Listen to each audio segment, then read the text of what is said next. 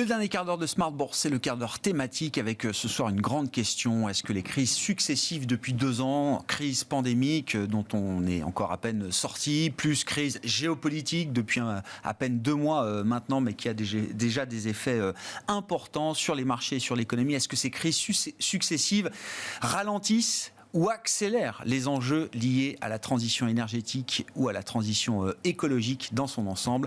Grande question et sujet de discussion qu'on partageait avec Martha Oudot, qui est venue nous voir cette semaine, directrice pour l'Europe francophone de DNB Asset Management. Nous avons vécu 2 ans de pandémie, de crise sanitaire, et avant même d'en être complètement sorti, l'Europe se retrouve dans un contexte de guerre, une situation qu'on n'imaginait pas possible après une si longue période de paix en Europe. Mais effectivement, comme vous le dites, la crise qui avait déjà commencé bien avant et qui sera encore là après, c'est la crise climatique.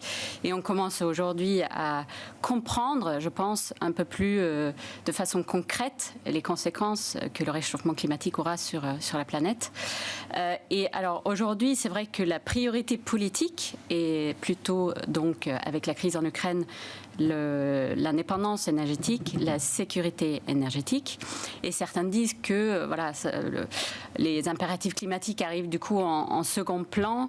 Nous, on est plutôt d'avis contraire, c'est-à-dire que pour nous, cette crise en Ukraine, qui est évidemment extrêmement tragique, pourra quand même servir d'accélérateur pour les problématiques liées au climat. Et je pense une des raisons principales, c'est qu'on s'est rendu compte durant la crise de la crise sanitaire de notre capacité de nous adapter, parce qu'on n'avait pas le choix. Et je pense qu'aujourd'hui, on arrive avec cette crise, en tout cas en Europe, à court terme, au niveau énergétique, on n'a pas le choix. On doit trouver d'autres sources d'énergie.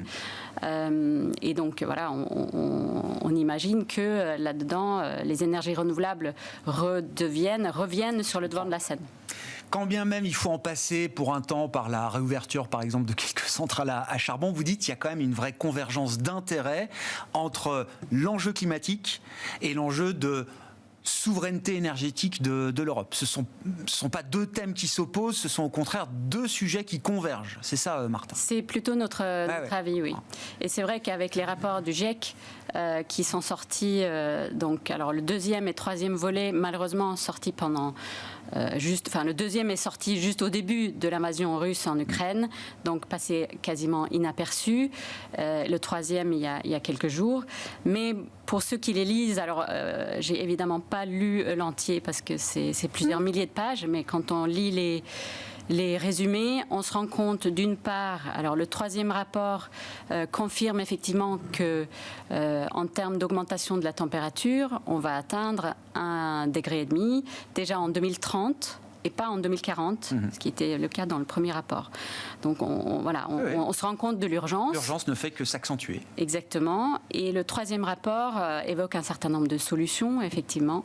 On parle de la sobriété, on parle du fait qu'il faut fermer les centrales à charbon à 100% en 2050 et l'objectif de 2030 doit être dans les 75% par rapport à aujourd'hui.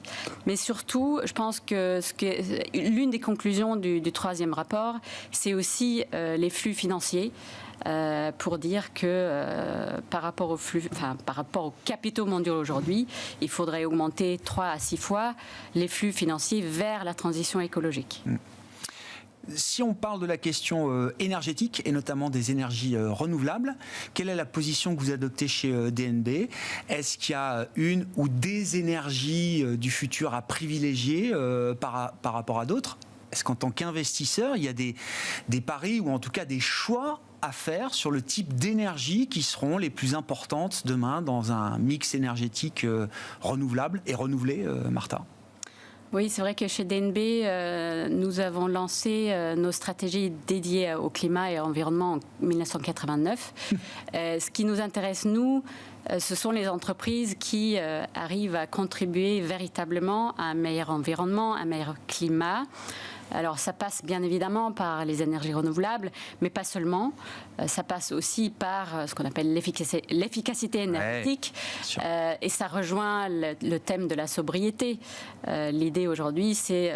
en fait, on ne peut pas se dire qu'il faut juste trouver d'autres sources d'énergie, d'autres moyens de produire l'énergie.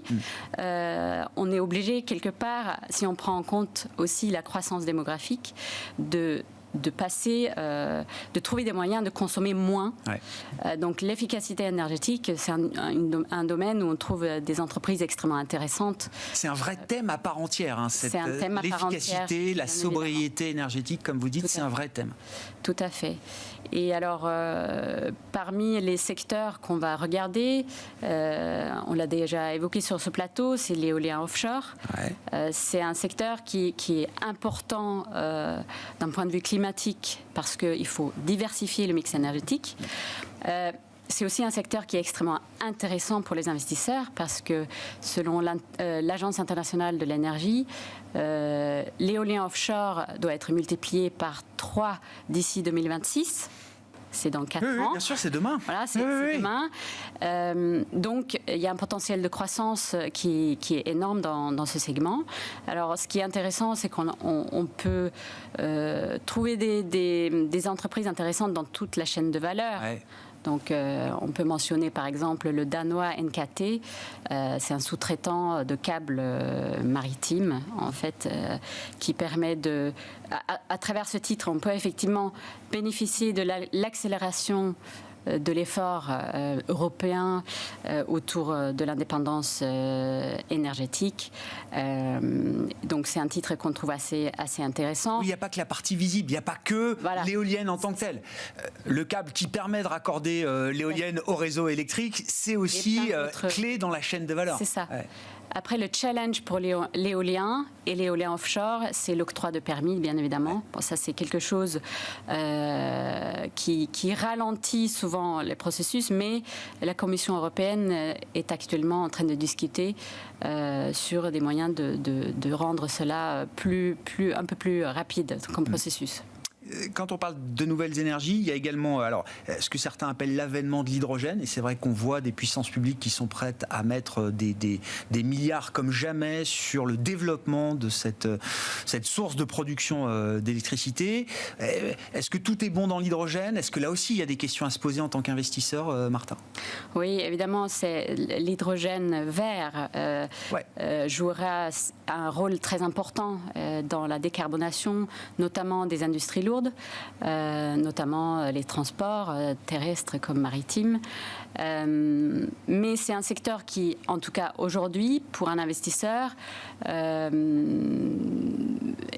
relativement limité à notre avis, sachant que ce qu'on trouve pour la plupart dans le secteur hydrogène, on va dire, ce sont les entreprises qui vendent de la technologie, donc les combustibles, les piles à combustible ou les électrolyseurs.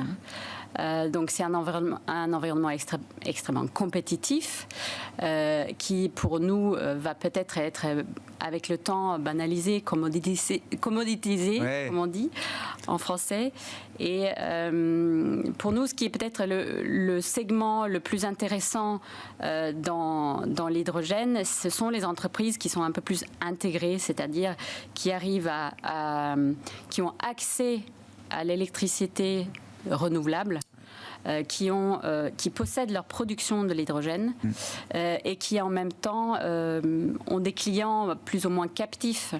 On peut évoquer par exemple Plug Power aux États-Unis qui justement vend leur hydrogène à ses clients qui sont dans le secteur des truck lifts, les chariots élévateurs, et qui a cette capacité justement d'être implanté proche des entrepôts parce que la molécule coûte cher à transporter à longue distance. Donc c'est un modèle qu'on trouve assez intéressant. Mais il faut être très sélectif aujourd'hui dans le secteur de l'hydrogène vert.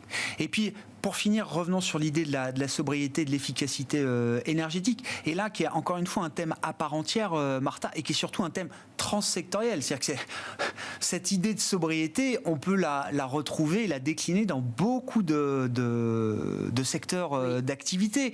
Et je crois qu'un exemple qui vous intéresse aujourd'hui, c'est dans le secteur de la mode, habillement, textile, où là, il y a de l'efficacité et de la sobriété à apporter aujourd'hui. Oui, tout à fait. C'est vrai que nous, on parle souvent aussi de l'économie circulaire dans nos investissements.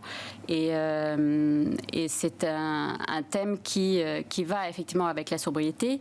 On peut mentionner Spinnova en Finlande, qui a développé en fait une nouvelle technologie qui permet de produire des fibres textiles avec du cuir, avec des déchets agricoles par exemple, avec du bois.